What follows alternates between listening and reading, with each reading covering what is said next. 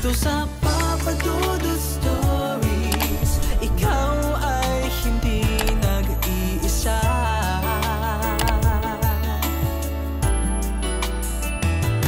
Dito sa Papa Dudut Stories, may nagmamahal sa'yo. Papa Dudut Stories, Papa Dudut Stories. Likas na sa ating mga Pilipino ang pagkakaroon ng matinding pagkakabuklod ng pamilya. Marami sa atin ang priority ang kanilang pamilya. Isa pa sa nakakatuwa nating ugali ay ang pagiging close natin sa ating mga pinsan, tito at mga tita. At madalas pa nga ang pagmamahal nila sa atin ay mararamdaman pa rin natin kahit pa nasa kabilang buhay na sila. Dear Papa Dudut, isang mapagpalang araw po sa inyong lahat na mga listeners. Nagpadala po ako sa inyo ng email o sulat para may bahagi ang aking kwento na may halo pong katatakutan. Itago nyo na lamang po ako sa pangalan na Alora. Sa ngayon ay 36 years old na ako at meron na akong sariling pamilya. Dalawa na ang anak ko habang ang asawa ko naman ay nagtatrabaho bilang isang electrical engineer sa isang kumpanya. Etong ikikwento ko ay nangyari noong wala pa akong asawa, Papa Dudut. Tungkol ito sa aking favorite na tita na si Tita Cora. Bunsong kapatid ni Papa si Tita Cora. High school ako noong makapag-asawa siya. Maganda si tita at mabait pa. Masayahin din siya kaya hindi nakapagtataka na naging close kaming dalawa. Masasabi ko na parang mag-best friend kami kasi kapag meron akong problema ay sa kanya ako nagsasabi. Lahat nga yata ng crush ko ay alam niya, Papa Dudut. Before ay kasama naming nakatira si Tita Cora sa bahay namin. Bali yung bahay na yon ay sa parents ni na Papa na namanan ni Papa ng parehas mawala sina lolo at lola. Kami na nag-alaga sa bahay na yon.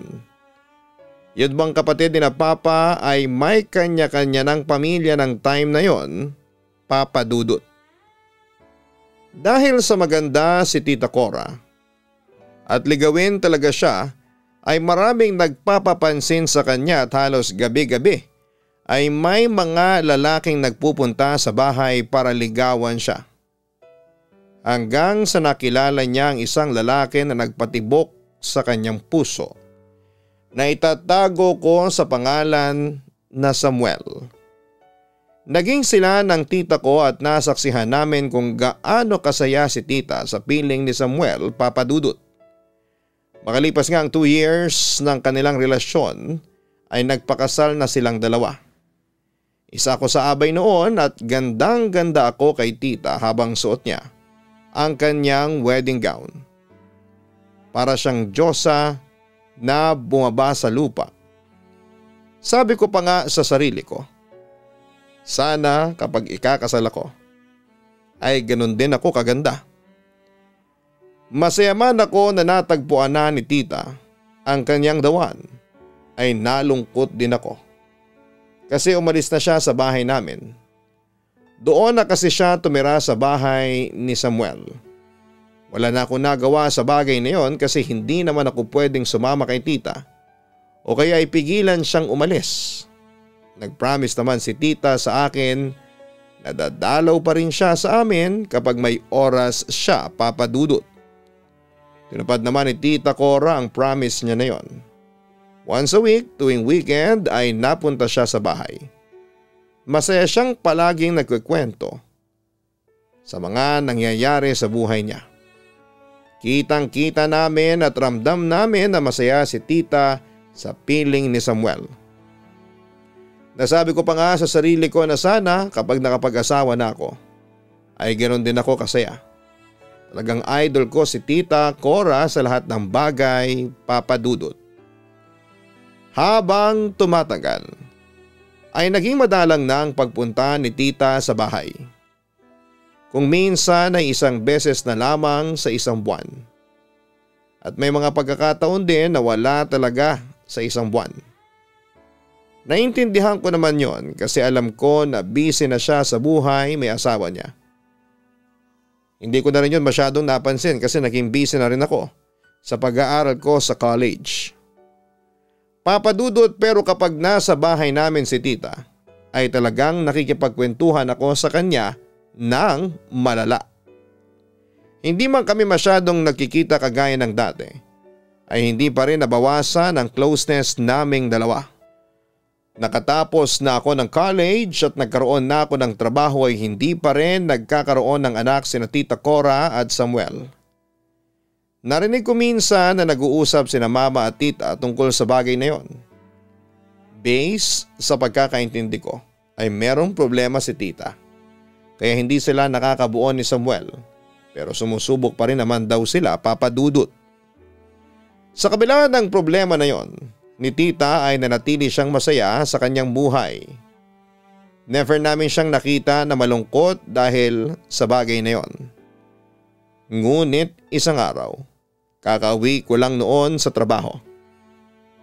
Gabi na noon, naabutan ko sina mama at tita na nag-uusap sa sala at umiiyak si Tita Cora.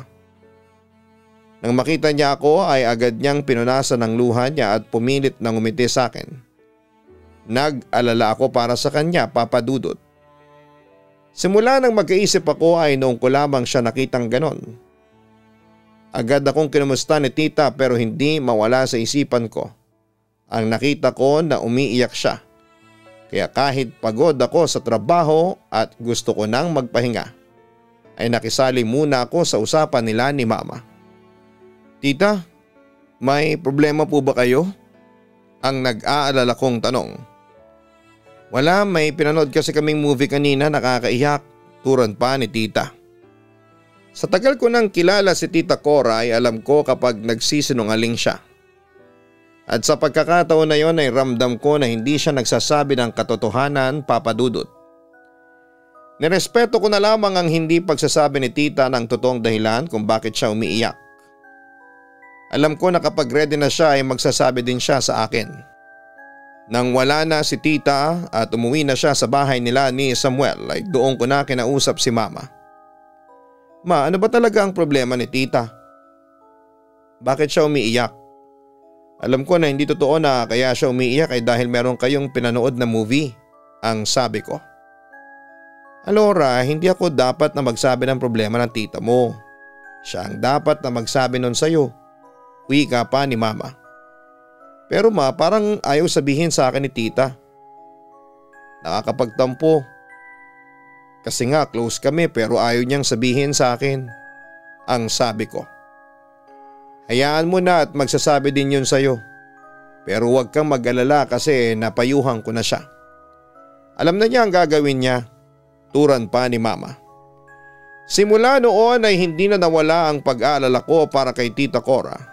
Gusto ko siyang tawagan at kausapin. Gusto kong pilitin siyang sabihin sa akin ang pinagdadaanan niya. Pero naisip ko na tama si mama. Kapag handa na si tita ay magsasabi din yon sa akin. Ang buong akala ko ay simpleng problema lamang yon, papadudot. Isang problema na madali lang masolve at kayang-kaya yon ng tita ko. Pero nagkamali ako.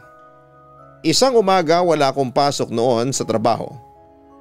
Kapag ganong araw ay late na akong nagigising pero alas 8 pa lamang ay nagising na ako dahil narinig ko ang pag-iyak ni mama sa may sala. Kinabahan ako at naisip ko na may nangyayaring hindi maganda. Lumabas ako ng kwarto at nakita ko na nandoon sina mama, papa at Samuel. Lahat sila ay luhaan. Ako naman ay hindi alam ang sasabihin. Nakatulala ako at nagtataka hanggang sa lumapit sa akin si papa at niyakap niya ako. Doon na ako nagtanong kung ano ang nangyayari. Pakiramdam ko ay binagsakan ako ng bomba nang sabihin ni papa na patay na si Tita Cora. Kinitil down ni Tita Cora ang sarili nitong buhay noong isang gabi. Hindi ako naniniwala noong una at sinabi ko na hindi magandang biro yon. Ipinaliwanag ni mama sa akin ang lahat. Ilang buwan na palang hiwalay sina Tita Cora at Samuel Ang dahilan ay dahil sa hindi mabigyan ni tita ng anak si Samuel. Si Samuel ang nakipaghiwalay sa tita ko, Papa Dudut. Marahil daw ay labis yung dinamdam ni Tita Cora kaya mas pinili nitong wakasan ang sariling buhay. Yun daw ang dahilan kung bakit naabutan ko noon na umiiyak si tita. Hindi na rin daw nakatira si Samuel sa bahay nila. Nalaman lang daw ni Samuel na wala na si tita nang tawagan ito ng kasambahay nila sa kanilang bahay. May iniwang sulat si Tita Cora. Nakalagay doon ang dahilan nito kung bakit mas pinili nitong mawala na. Hindi niya kayang mabuhay nang wala si Samuel sa tabi niya. Pero naiintindihan daw niya ang desisyon nitong makipaghiwalay. Nagkaroon din ng investigasyon ng mga pulis at lumabas na wala namang foul play sa pagkamatay ni Tita Cora. Nagunaw ang mundo ko ng panahon na yon, Papa Dudut. Hindi ko akalain na ganon pala kabigat ang dinadala ng tita ko para mas piliin niya na wakasan ang kanyang buhay. Hindi ko rin maiwasang sisihin ang aking sarili dahil sa nangyari. Kung kinausap ko lang sana si tita at pinilit ko siyang sabihin sa akin ang problema niya, ay baka hindi ganon ang nangyari. Baka napigilan ko pa sana siya sa balak niyang gawin, Papa Dudut. Pero huli na ang lahat, Papa Dudut, at ang ginagawa na lang namin ay ang umiyak at magluksa sa pagkawala ni Tita Cora. Sa bahay namin pinili na iburol ang labi ni tita. Pinakremate namin siya. Nalaman namin na maraming kaibigan at nagmamahal kay tita sa dami ng mga taong nagpunta sa kanyang burol. Naging abala kaming lahat sa pag-aasikaso sa kanila. Isang madaling araw nakaupo ako sa may harapan ng urn ni Tita Cora. May ilang pa rin mga tao ang naroon. Ewan ko ba. 2 gabi nang nakaburol si tita pero hindi ako inaantok. Nakakaidlip naman ako sa umaga pero sobrang saglit lang. Hindi pa rin maproseso ng utak ko. Nawala na siya. Na hindi ko na siya makakakwentuhan. Hindi ko na mapapakinggan ang mga tawa niya. Ang babaw pa naman ang kaligayahan at tawa ni tita. Kahit corny na joke ay tumatawa siya. Habang nandun ako ay nakita kong lumabas ng kwarto ang bunso kong kapatid na si Anya. 6 years old pa lamang siya noon, Papa Dudut. Lumapit siya sa akin at tinanong ko kung nagugutom ba siya. Ate, si Tita Cora nasa room, ang sabi pa ni Anya. Ha? Anya, nasa heaven na si tita. Wala siya sa room mo, sabi ko. Ang iniisip ko kasi nananaginip lamang siya. Nakatayo siya sa room namin, ate. Nakasmile siya, sabi pa ni Anya. Sa sinabing yon ni Anya ay naisip ko na baka nagpakita sa kanya si Tita Cora. Pumunta ako sa kwarto ng mga kapatid ko para i-check pero hindi ko nakita si Tita Cora. Napaiyak ako. Kasi kung totoong nagpakita si tita kay Anya, ay nandun pa rin siya sa bahay namin. Ikinawento ko yon kay mama at papa at ang sabi ni papa ay napanaginipan niya noong isang gabi si Tita Cora na umiiyak. Siguro raw ay nagsisisi na ito sa ginawa nito. Pero wala na raw kaming magagawa dahil nangyari na ang hindi dapat na mangyari. Huwag din daw naming sisihin ang aming sarili dahil wala sa amin ang may gusto sa nangyari, Papa Dudut. 3 gabi lamang ang naging burol ni tita bago namin siya ihatid sa kanyang huling hantungan. Sa kolumbaryo ay bumuhos na ang mga luha namin. Totoo pala yung eksena na napapanood natin sa mga teleserye at pelikula. Na kapag ihahatid na sa huling hantungan ng namatay ay talagang iiyak ka ng manla at meron pang manghihimatay. Nang umuwi kami sa bahay namin ay pinag-usapan namin ang dapat naming gawin. Nandun din si Samuel at sa totoo lang ay isa siya sa mga sinisisi ko sa nangyari pero mas pinili ko na lamang ang tumahimik. Wala rin naman ako masyadong alam sa mga nangyari. Ayaw ko na lang din na dagdagan ng negatibong emosyon ang puso ko. Sinabi ni mama kay Samuel na baka pwedeng kunin namin ang ibang gamit ni Tita Cora sa bahay nila. Lalo na yung mga importante para kay tita. Iyon ay para palagi naming maalala si tita. Pumayag naman si Samuel at nagpresenta pa ito na tutulong sa paghahakot ng mga gamit ni Tita Cora. Humingi rin siya ng tawad sa amin. Ani ni Samuel, kung hindi raw niya siguro hiniwalayan si tita ay hindi yon mangyayari. Ang sabi na lang ni Papa ay tama na ang sisihan. Kahit ano raw ang gawin at sabihin namin ay hindi na maibabalik pa ang buhay ni Tita Cora. Pagkatapos ng mga pangyayaring yon ay hindi na naging kagaya ng dati ang aming buhay, lalo na ako. Na first time na naka-experience na may namatay na taong malapit sa akin ng sobra. Pero kagaya nga ng palaging sinasabi ng tatay ko ay kailangan namin magpatuloy kahit masakit at mahirap. Araw-araw kong nami-miss si Tita Cora, Papa Dudut. Walang gabi na lilipas na hindi ko siya maisip at hindi ako maiiyak. Ilang beses ko rin siyang napanaginipan at sa panaginip ko ay buhay na buhay siya. Wala naman siyang pahiwatig o kung anong bagay na gustong sabihin sa panaginip ko. Parang normal na panaginip lang. Hindi ko naman binibigyan ng ibang kahulugan na napapanaginipan ko siya. Feeling ko ay normal lamang yon kasi palagi ko siyang iniisip bago ako matulog. Nakuha na rin namin sa bahay ni Samuel ang mga gamit ni Tita Cora. Lahat ng gamit niya ay nilagay namin sa kwarto niya sa bahay namin. Kahit kasi wala na siya roon, ay hindi namin ginawang kung ano ang kwarto niya para kapag nagpupunta siya sa amin at gusto niyang magstay ng matagal ay meron pa rin siyang matutulugan o space sa bahay. Paminsan-minsan ay nagpupunta ako sa kwarto ni Tita. Kapag kasi nakikita ko ang mga gamit niya roon ay nararamdaman ko na parang buhay pa rin siya. Na isang araw ay uuwi siya roon at magkwekwentuhan ulit kami ng kung ano-ano. May mga pagkakataon din noon na doon ako natutulog, Papa Dudut. Hindi naman ako natatakot kasi simula nang mawala si Tita ay hindi siya nagparamdam o nagpakita sa akin. Pero si Papa at Mama, may mga kwento sila na parang nagparamdam daw si Tita sa kanila. Kagaya ng bigla nilang naaamoy ang perfume ni Tita Cora. O kaya ay may mararamdaman silang malamig na parang yumayakap sa kanila. Si Tita Cora kasi mahilig siyang mangyakap. Parang yon ang paraan niya ng paglalambing, Papa Dudut. Isang gabi kakauwi ko lang noon sa trabaho ko at late na kaya pagdating ko sa bahay ay tulog na lahat ng kasama ko doon. Nagpunta ako sa kwarto ko na katapat ng kwarto ni Tita Cora. Nagpalit ako ng damit at buwaba sa kusina para kumain. Minsan kasi hindi na ako nagdi-dinner sa work. Kapag nag-text si Mama sa akin na masarap ang ulam namin, lalo na ang paborito kong tinola o kaya ay sinigang.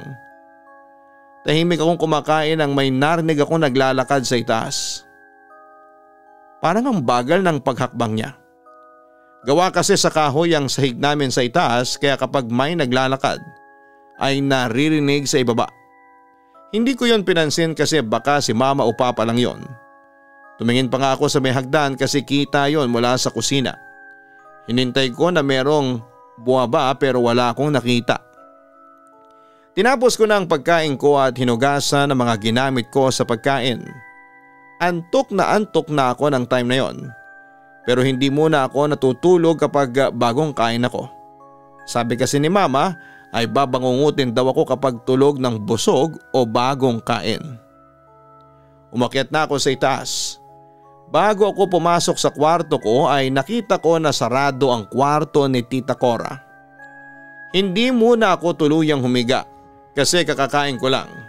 Nakaupo ako sa kama ko tapos nakasandal sa headboard habang nagsa-cellphone. Patay ng ilaw sa kwarto ko ng time na yon, Papa Dudut. Maya-maya ay may narinig na naman akong naglalakad sa labas ng kwarto.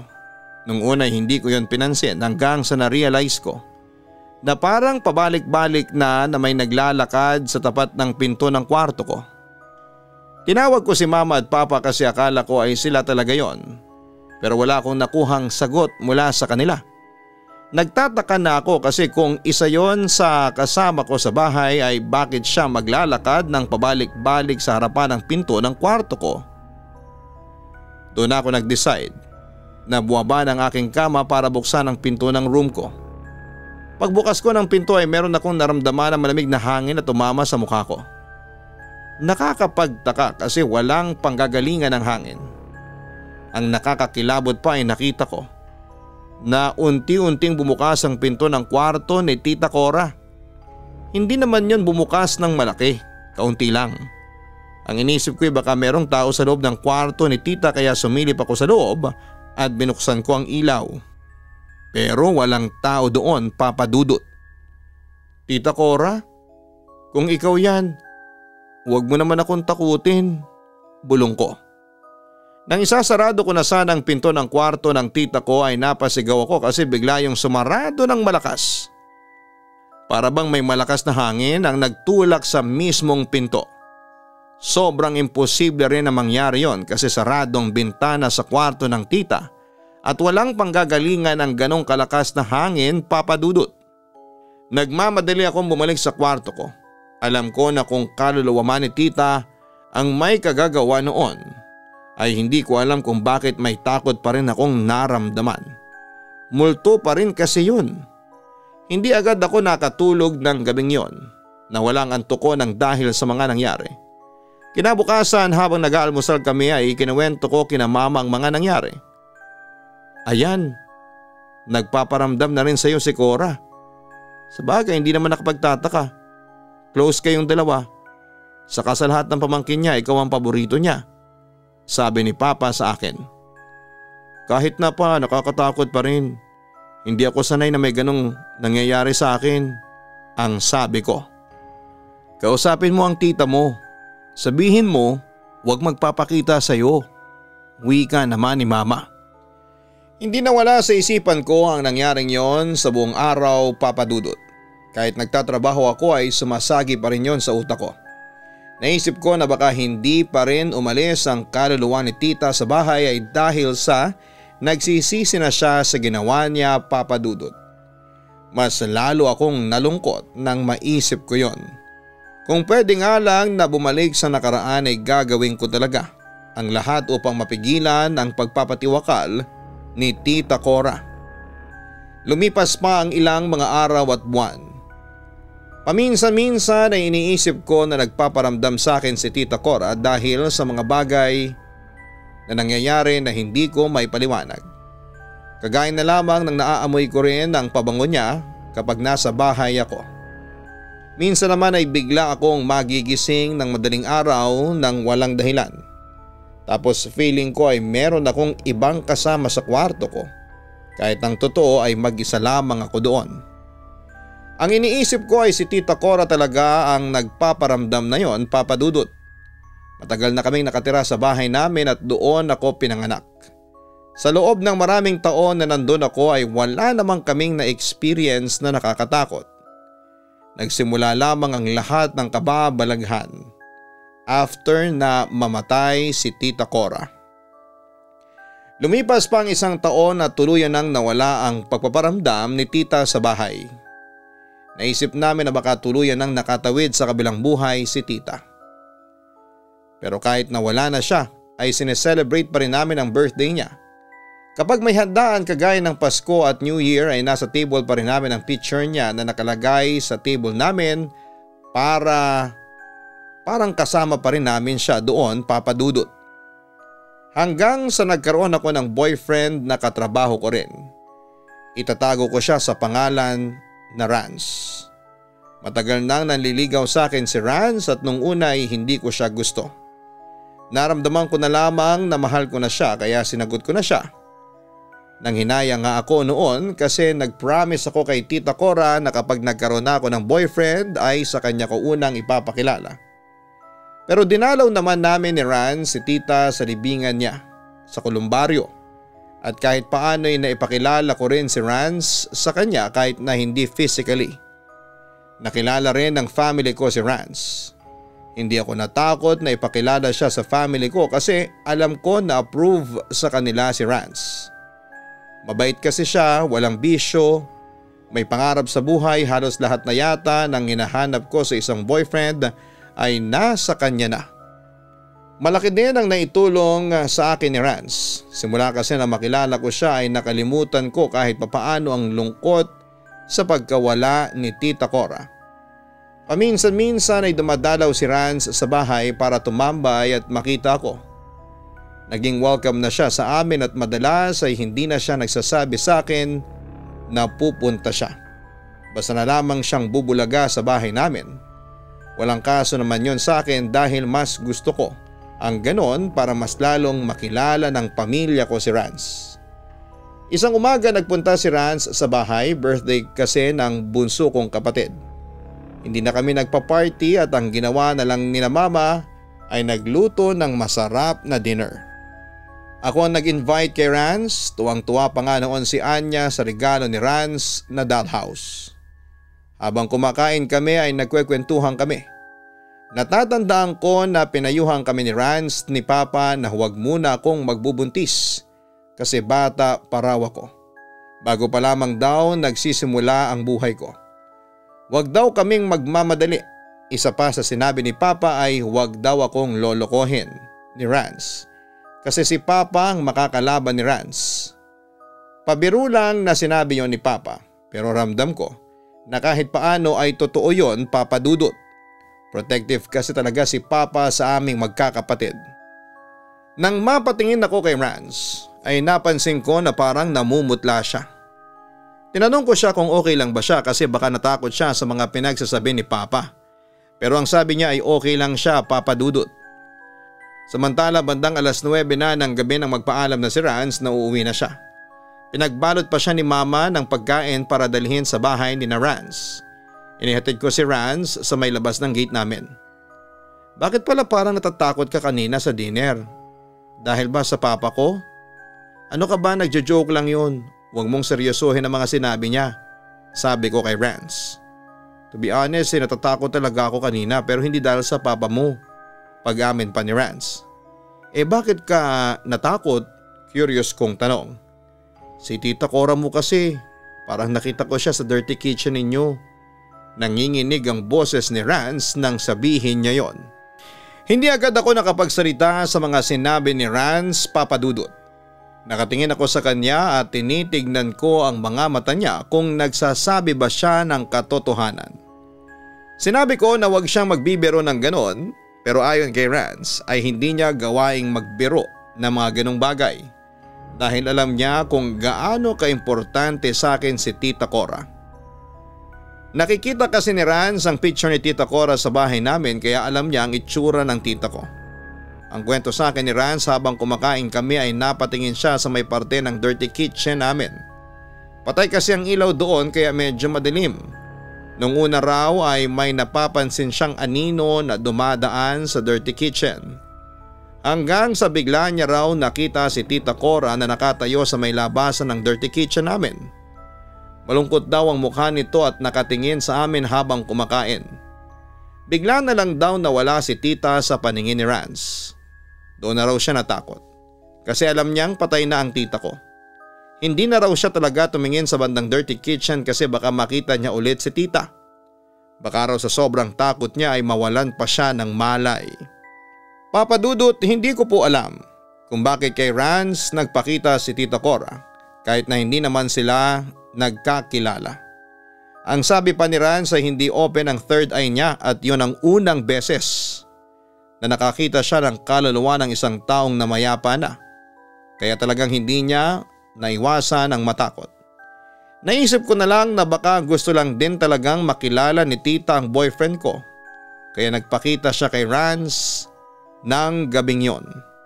Bago tayo magpatuloy para sa mas maraming horror stories, hanapin po ang Kaistorya YouTube channel na matatagpuan ang link sa mismong channel ko na ito, ang Papa Dudut. Ganon din po ang Gianna Vlogs. Maraming salamat po sa inyong lahat. Sa ating pagpapatuloy. Simula nang magpakita kay Rance si Tita Cora ay naging madalang na ang pagpunta niya sa aming bahay. Kung pupunta man siya ay umaga lang o kaya ay hapon. Never na siyang nagpagabi. Hindi rin ako sure kung sa gabi lang ba nagpaparamdam ang mga multo pero nakuha ko naman si Rance kasi parang mas hindi masyadong nakakatakot kung may multong magpapakita sa iyo kapag maliwanag pa. Muli rin naming naramdaman ang presensya ni Tita Cora simula ng araw na yon, Papa Dudut. Lalo na ako. Mas naging madalas na naaamoy ko bigla ang pabango ni Tita kapag nandun ako sa bahay. Madalas ko pang naaamoy yon kapag nakahiga na ako at matutulog na sa gabi. Matagal bago ulit nangyari ang ganon sa aming bahay kaya nagkaroon ako ng hinala na merong nais sabihin sa akin o sa amin itong si Tita Cora. Hindi ko na lamang yon sinabi kina Papa at Mama kasi baka makadagdag pa yon sa mga isipin nila. Sa pagkakataon din na yon ay napansin ko ang panlalamig ni Rans sa akin, Papa Dudut. Parang tinatamad na siyang kausapin ako. Kapag magkasama naman kami ay sa cellphone siya nakatutok at hindi sa akin. Ang tagal na nga naming hindi nagkikita tapos wala pa sa akin ang atensyon niya. Lumipat na kasi ng ibang kumpanya si Rans ng time na yon. Kaya hindi na kami magkatrabaho.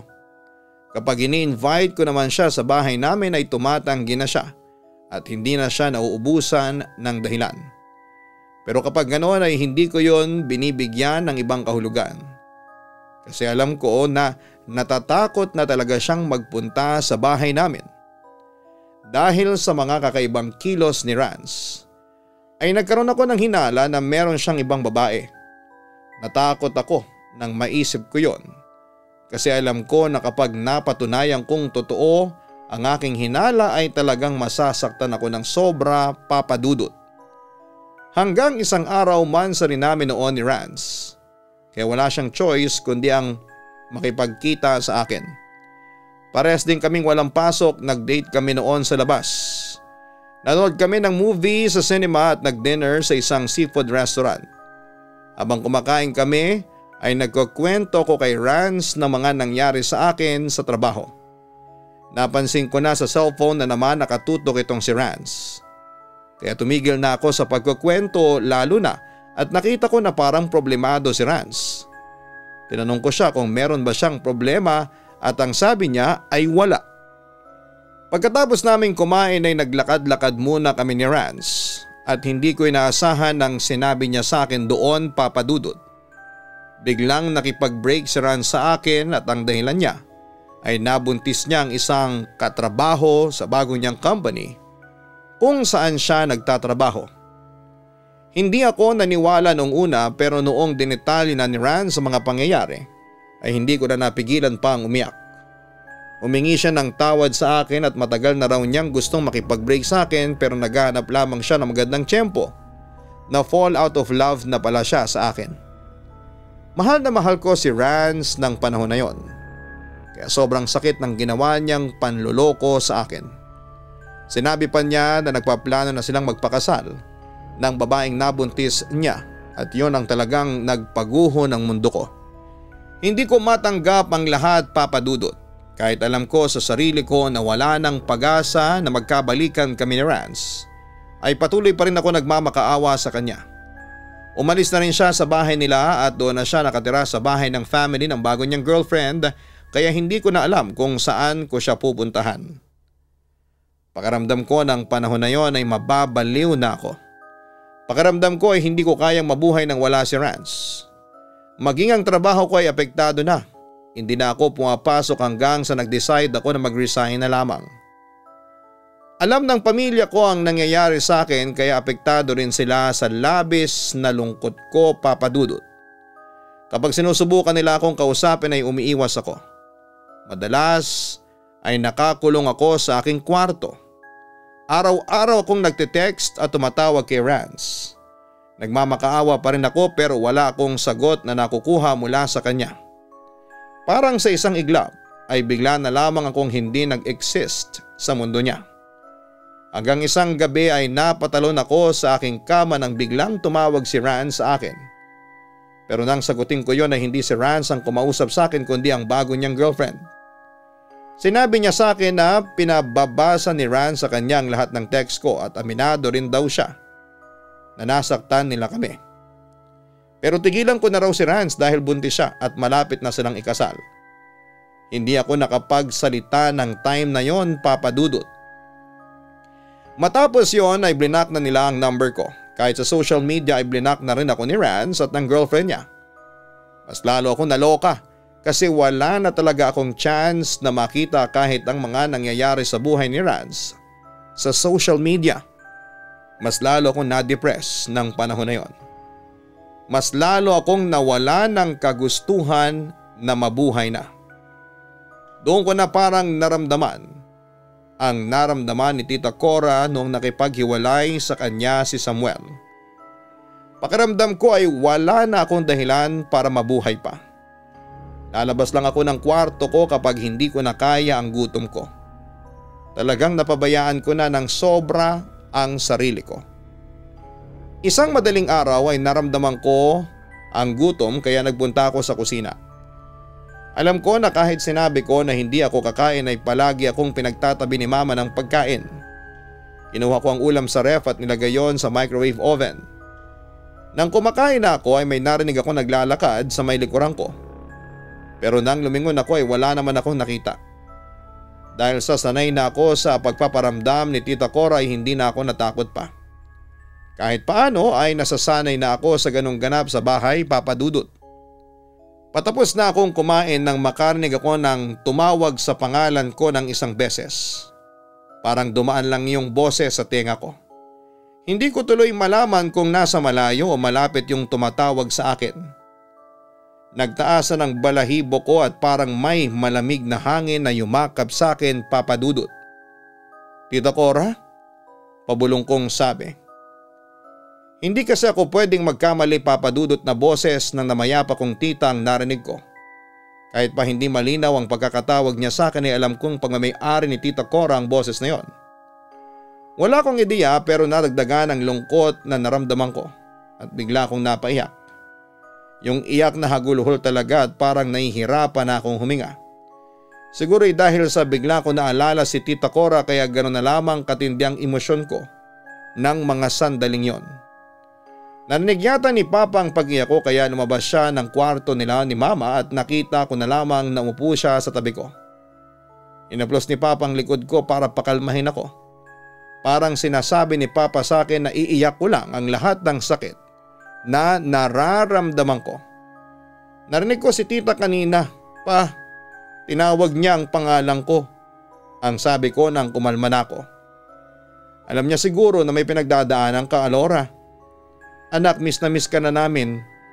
Kasama ka namin dito sa bahay araw-araw pero hindi ka namin nakakausap. Sana bumalik na yung dating Alora. Naluluhang sabi pa ni Papa. Hindi na lamang ako nagsalita dahil alam ko sa sarili ko na matagal bago bumalik ang dating ako. Hindi ko rin alam kung babalik pa nga ba yon, Papa Dudut. Habang lumilipas sa mga araw ay pabigat ng pabigat ang nararamdaman kong lungkot, Papa Dudut. Lalo na noong gumawa ako ng dami account sa Facebook para ma-stalk ko si Rance. Nalaman ko na naghahanda na sila ng girlfriend niya para sa nalalapit nilang kasal. Iyak lamang ako ng iyak at pakiramdam ko ay katapusan na ng aking mundo. Hanggang sa naisipan ko na mawala na lang dahil sa ang nasa utak ko ay hindi na magtatapos ang kalungkutan na nararamdaman ko. Maraming tumakbo sa isipan ko na puro hindi magaganda, Papa Dudut. Walang laman ang utak ko kundi ang paano ko tatapusin ang sarili kong buhay.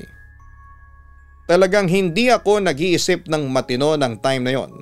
Isang gabi hindi ko alam kung bakit naisipan ko na matulog sa kwarto ni Tita Cora. Nakahiga na ako noon sa kama ko at bigla akong tumayo para lumipat sa kwarto ng tita ko. Umiga ako sa kama ni Tita Cora at pagkahiga ko'y nakatulog na agad ako. Napanaginipan ko si Tita Cora na nasa isang napakagandang garden daw kaming dalawa at nilapitan niya ako. Kinumusta ako ni Tita at ang sabi ko ay gusto ko na ring mawala kagaya niya. Sinabi sa akin ni Tita Cora na huwag ko yung gagawin dahil pinagsisihan na niya ang kanyang ginawa.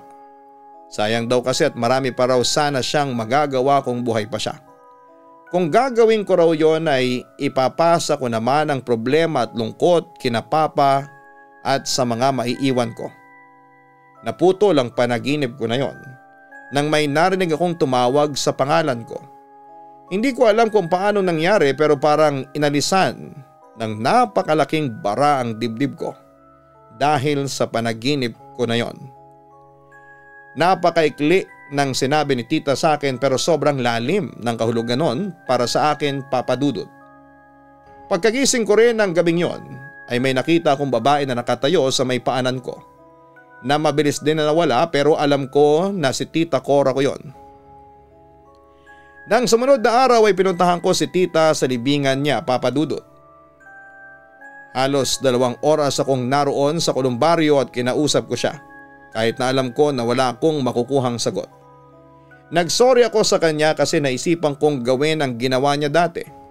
Nang umuwi ako sa bahay ay nagsorry din ako sa pamilya ko kasi pati sila ay naapektuhan sa mga ikinilos ko sa loob ng maraming buwan. Nangako ako noon sa sarili ko na unti-untiin ko nang tanggapin ang nangyari sa amin ni Rance. Nababangon akong muli. Ginawa ko yon kahit nahihirapan pa rin ako. Nakipag-usap na ako sa pamilya ko at iniwasan ko nang tingnan ang mga nangyari sa buhay ni Rance. May sarili na siyang buhay na wala ako kaya wala na dapat akong pakialam pa doon. Naghanap ako ng panibagong trabaho at natanggap naman ako sa isang pinag-applyan ko. Nakipagkaibigan ulit ako hanggang sa hindi ko na namalayan at tumatawa na ulit ako.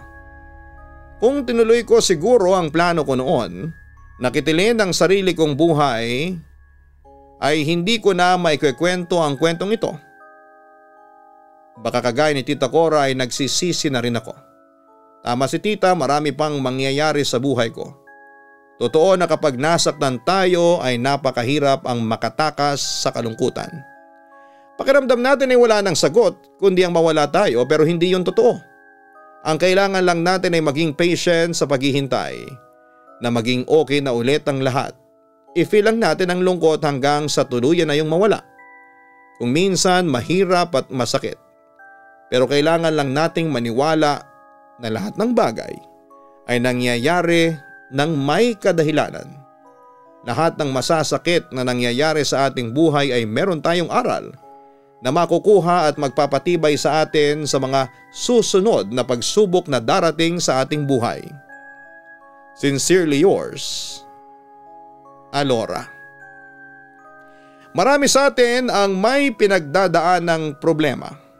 May kanya-kanya tayong kapasidad sa pagdadala ng mga problema. Hindi porket madali para sa atin ang isang problema ay madali din yon para sa iba. Kung alam natin na dumadaan sa labis na kalungkutan ng isang tao na malapit sa atin, ay kausapin natin sila at makinig tayo sa mga sasabihin nila.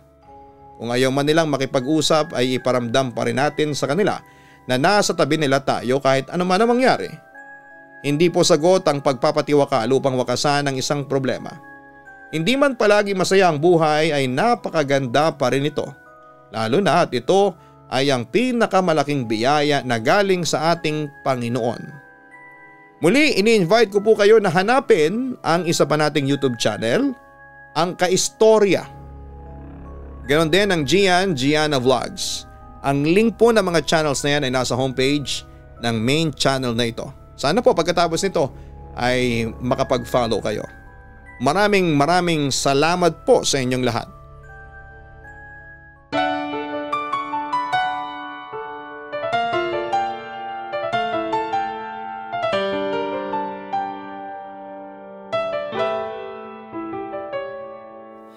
Ang buhay ay mahiwaga,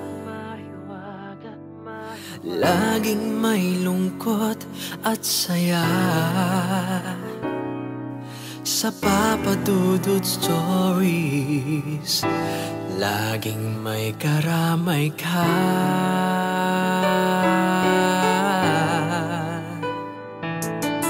Mga problemang kay bigat, dito ay pakikinggan ka. Sa Papa Dudut Stories, kami ay iyong kasama. Dito sa Papa Dudut Stories, ikaw ay hindi nag-iisa.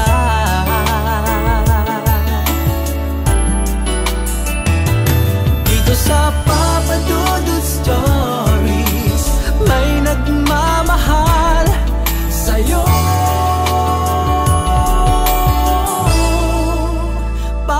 Dudut Stories. Papa Dudut Stories.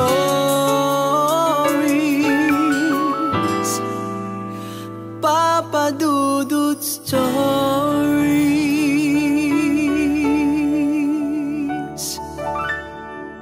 Hello mga ka-online, ako po ang inyong si Papa Dudut. Huwag kalimutan na mag-like, mag-share at mag-subscribe. Pindutin ang notification bell para mas maraming video ang mapanood ninyo. Maraming salamat po sa inyong walang sawang pagtitiwala.